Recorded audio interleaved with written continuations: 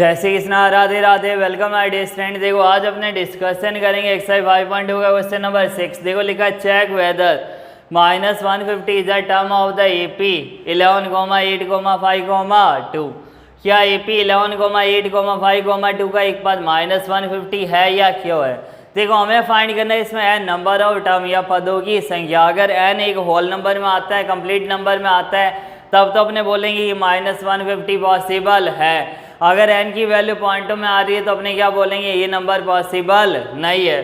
तो देखो सबसे पहले अपने को क्या करना है, सॉल्यूशन में हमारे पास टर्म दे रखे 11,8,5,2 और यहाँ हमारे पास कोई एक टर्म है अपने पास -150। कितना अपने पास -150। ए कितना हो जाएगा यहाँ 11, डी कितना हो जाएगा A2 -A1, 8 -11 कितना होगा -3। an हमारे पास कितना दे रखा है माइनस में 150। an कितना है -150। हमें क्या फाइंड करना है, n नंबर ऑफ टर्म। क्या फाइंड करना है हमें, n।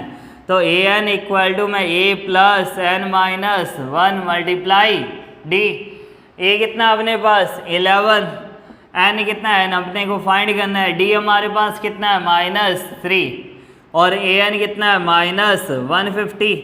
-150 इक्वल टू में 11 प्लस में n और मल्टीप्लाई -3 कितना हो जाएगा -3n प्लस 3।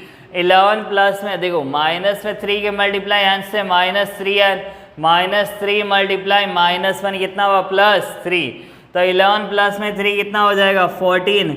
-150 इक्वल टू में 14 -3n। अब देखो ये 14 इधर आ जाएगा तो -150 -14 इक्वल टू में कितना होगा -3n। -150 और माइनस का 14 कितना होगा -164 इक्वल टू में -3n। देखो यहाँ नंबर लिखा मल्टीप्लाई में, कहाँ आ जाएगा इधर डिवाइड में। तो -164 अपॉन में -3, माइनस से माइनस कट। देखो जब 3 को इससे डिवाइड करोगे वैल्यू आएगी 3 5 50, 54.666 कुछ ऐसी वैल्यू आएगी। तो देखो जब भी वैल्यू अपने पास पॉइंटों में आ जाए तो अपने क्या बोलेंगे, n is not an integer. n is not an integer. N integer क्या हो जाएगा, therefore -150 is not a term of an AP. Therefore -150 is not a term of the AP, not a term of the AP। ये minus का 150 AP की कोई term नहीं है, ऐसा कोई नंबर इसमें पॉसिबल नहीं होगा। अपने क्या लिखेंगे, n एक संख्या इंटीजर नहीं है तो अपने क्या बोलेंगे -150 क्या होगा, एक AP का कोई पद नहीं है। माइनस का 150 का कोई पद नहीं है, नो नहीं। -150 AP का कोई पद नहीं है, कोई पद नहीं है, नहीं है। तो इसका आंसर क्या हो जाएगा, नो, क्योंकि n हमारे पास क्या आ रहा है, n देखो कंप्लीट डिविजिबल नहीं हो रहा। तो ये हो गया अपने सॉल्यूशन नंबर 6 का आंसर। देखो क्वेश्चन नंबर 6 का सॉल्यूशन हो गया। अब अपने डिस्कशन करेंगे क्वेश्चन नंबर 7। तो देखो क्वेश्चन नंबर 7 में लिखा 31st टर्म। देखो 31st टर्म आ जाए, 15 आ जाए, मैंने आपको क्या बताया था, जितना भी टर्म लिखा हो उसमें से क्या लिखना है, प्लस में माइनस में एक डी कम कर देना। जैसे ये 31st लिखा है तो a प्लस में 30d, जितना लिखा है उसमें से -1 करना है। कहाँ कम करना है, डी में। यहाँ लिखा था देखो 31st टर्म अपने को फाइंड करना है तो a 31 कितना हो जाएगा, a प्लस 30d। लेकिन इसके लिए अपने को वैल्यू चाहिए a और d की। क्वेश्चन लिखा है find the 31st term of an AP whose 11 term is 38 and the 16 term is 73। उस AP का 31वां पद याद कीजिए जिसका 11वां पद 38 है और 16वां पद 73 है। तो देखो सॉल्यूशन क्या हो जाएगा, सॉल्यूशन नंबर 7 हमारे पास लिखा है A11 कितना दे रखा अपने को 38। तो a प्लस में 10d इक्वल टू में कितना हो जाएगा 38, इक्वेशन नंबर 1। सेकेंड अपने को दे रखा है A16 कितना है 73।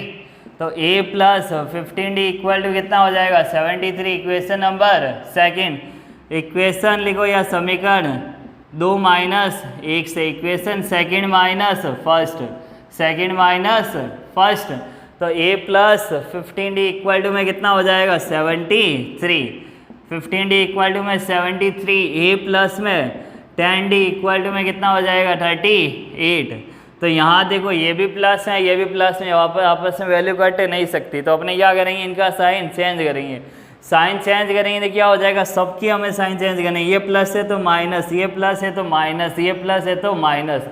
अगर बाई चांस इनका साइन माइनस होता तो अपने इसको प्लस कर देंगे। ओवरऑल अपने को सबके साइन चेंज करना है, प्लस में लिखा है तो माइनस, माइनस में लिखा है तो प्लस।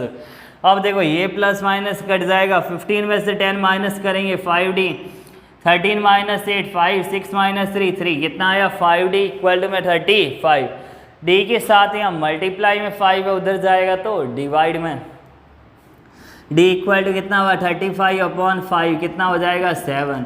अब ये d की वैल्यू चाहे आप इक्वेशन फर्स्ट में रखो या सेकंड में, आंसर अपना सेम आएगा। क्या हो जाएगा, value d put in equation 1, value d put in equation 1, d का मान समीकरण 1 में रखने पर, d का मान समीकरण 1 में रखने पर क्या हो जाएगा, देखो a प्लस में 10d इक्वल टू में कितना है 38, दे रखी है इक्वेशन नंबर 1। यहाँ d की वैल्यू कितनी आई है 7, तो a plus 10 multiply 7 equal to में 38, a इक्वल टू में कितना हो जाएगा 38 माइनस 70। देखो 10 माइनस में 8 कितना हुआ 2, 6 माइनस में 3 कितना हुआ 32, तो हमारे पास वैल्यू कितना आ गई, देखो बिगर वैल्यू का साइन माइनस, तो माइनस में 32, a की वैल्यू आ गई अपने पास माइनस में 32 और d की वैल्यू कितना आ गया 7।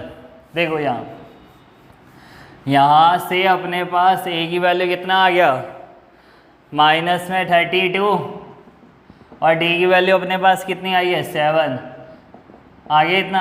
अब चाहे अपने पास 50 टर्म दे रखा हो, 70 हो, 100 हो, देखो जो भी टर्म है अपने इजीली फाइंड कर सकते हैं, क्योंकि अब हमारे पास a भी और d की भी वैल्यू हमें पता है। देखो हमें क्या फाइंड करना है 30 फर्स्ट टर्म, तो a 31 कितना हो जाएगा, a प्लस में 30 d, a कितना है माइनस में 32 प्लस में 30 मल्टीप्लाई 7 कितना हो जाएगा माइनस में 32 प्लस में 210। अब देखो 210 में से क्या माइनस करेंगे 32, 10 माइनस में 2 कितना हुआ 8, ये कितना हो जाएगा 10 माइनस में 3 कितना हुआ 7, यहाँ कितना आ जाएगा 1, कितना हो गया देखो 178, तो a31 हमारे पास कितना आ गया 178, तो ये अपना आंसर। देखो क्वेश्चन नंबर 6 में पूछा था कि हमें ये टर्म है या नहीं है, तो हमारा आंसर क्या आया था 9, क्योंकि हमारे पास n था जो होल नंबर में नहीं है, इंटीजर के रूप में नहीं है, क्योंकि इसमें डेसिमल वैल्यू आ गई, तो अपने क्या बोलेंगे ये इसका -150 AP में पॉसिबल नहीं है। 7 नंबर में अपने को देखो 2 टर्म दे रखे थे, 11 टर्म और 16 टर्म, 11 टर्म और 60 टर्म दे रखी थी 70 थी, ये दोनों हमारे पास गिवन थी, हमें फाइंड करना था 31। लेकिन देखो अपने इन दोनों की हेल्प से सबसे पहले हमने क्या फाइंड किया, a और d की वैल्यू, a और d की वैल्यू आने के बाद हमने इसमें पुट किया, पुट करने पर हमारे पास आंसर कितना है 178।